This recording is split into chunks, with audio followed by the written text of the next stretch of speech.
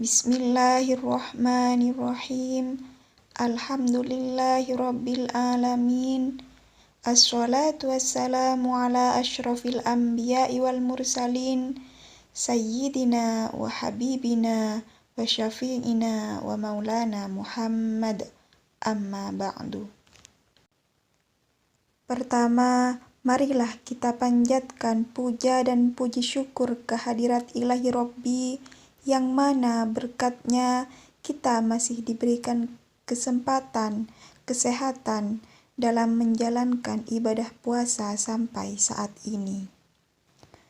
Sholawat ma'assalam semoga tetap tercurah limpahkan keharibaan junjungan kita, yakni Nabi besar Muhammad Sallallahu Alaihi Wasallam. Hadirin rahimakumullah. Pada bulan Ramadan yang penuh berkah ini, bulan yang penuh dengan rahmat dan maghfirah darinya, marilah kita manfaatkan dengan sebaik mungkin kesempatan yang Allah berikan kepada kita. Mari kita tingkatkan kualitas ibadah yang sudah Allah perintahkan, khususnya ibadah sholat.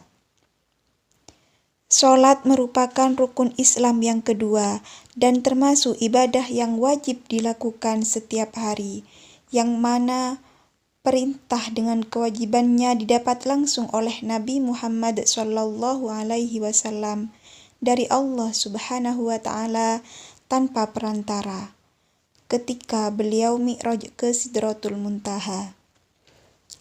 Sholat itu merupakan suatu amal yang pertama kali akan dihisab oleh Allah, sehingga jika sempurna semua kewajiban sholat kita, maka ada harapan semua amal kita juga akan diterima oleh Allah.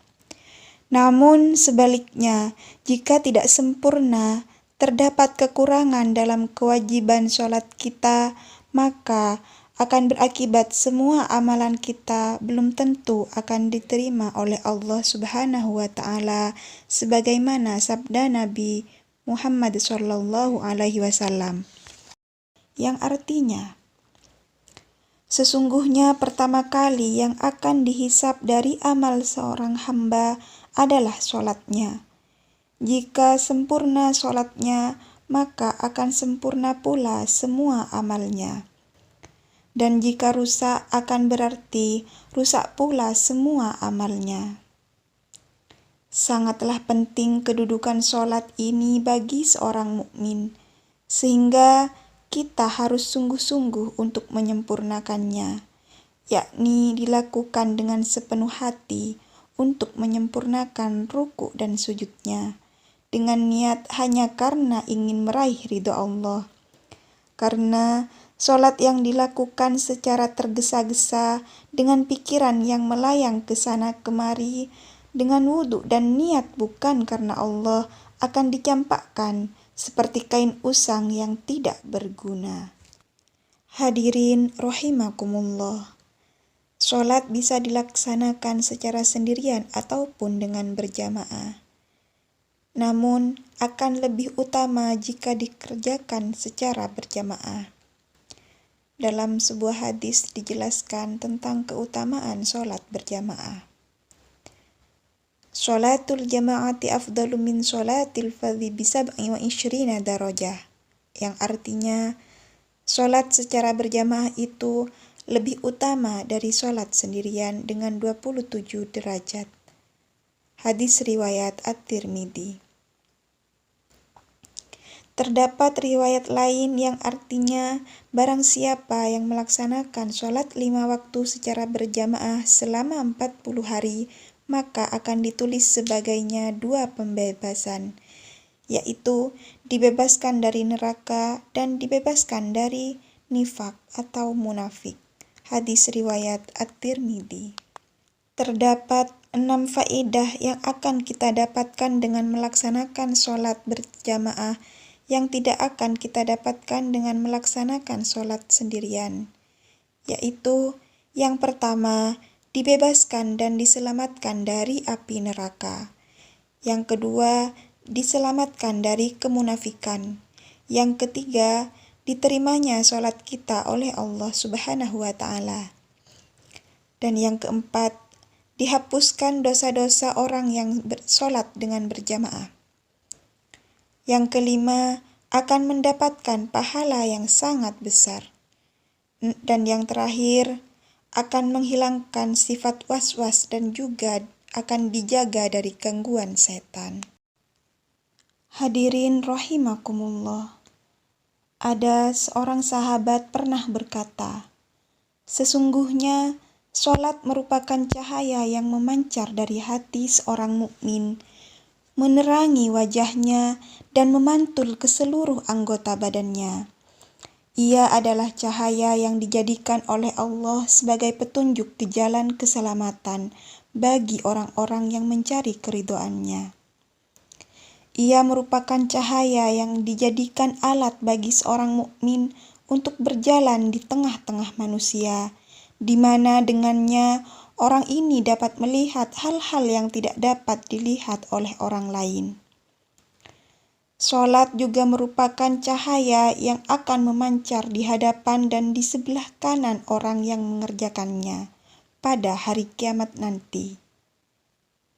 Sholat merupakan salah satu ibadah yang benar-benar menakjubkan, karena sholat merupakan terminal yang berfungsi untuk mengisi bahan bakar bagi tubuh kita ketika tekad dan semangat seorang muslim mulai menurun setelah tubuh bekerja dengan keras.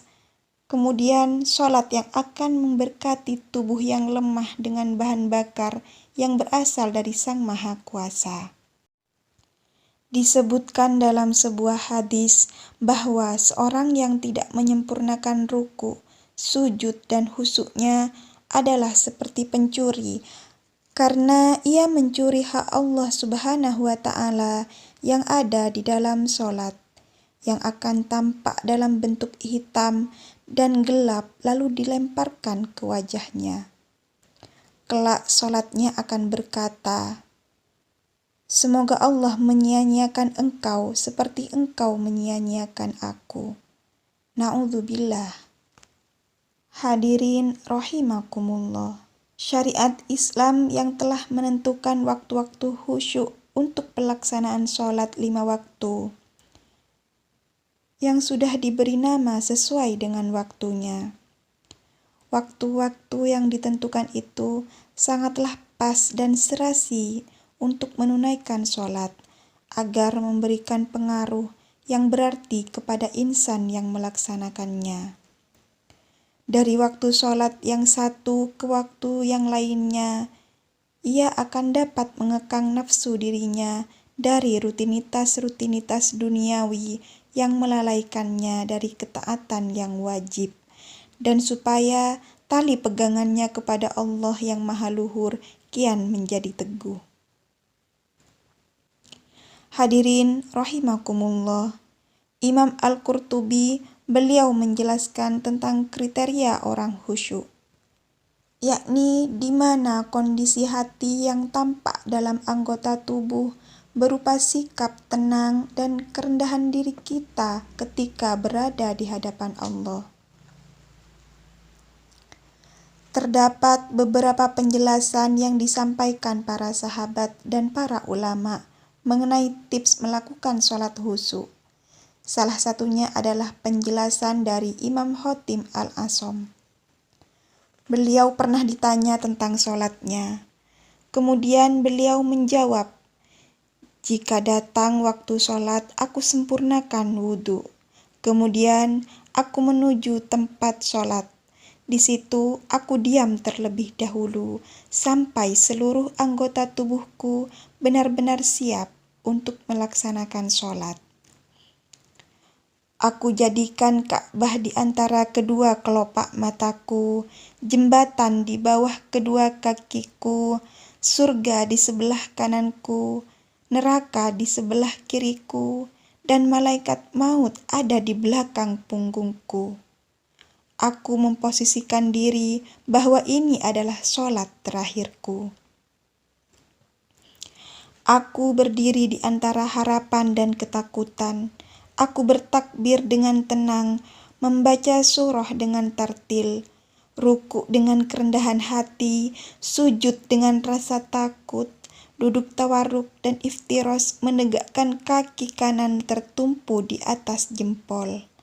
Aku sertai semuanya dengan ketulusan.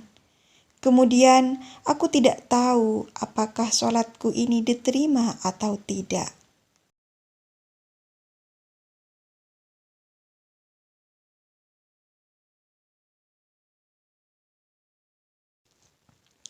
Cerita lain dari sahabat, yaitu suatu ketika Abu Thalib sedang sholat di kebunnya. Kebun sahabat ini dikenal dengan kebun yang sangat indah dan banyak dikagumi orang.